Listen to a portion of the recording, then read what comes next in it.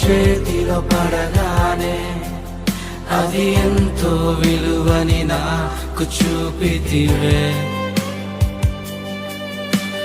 జీవమే లేని నాలోని జీవమును నింపుటకు నీ జీవితాన్నే తారబోసితివే.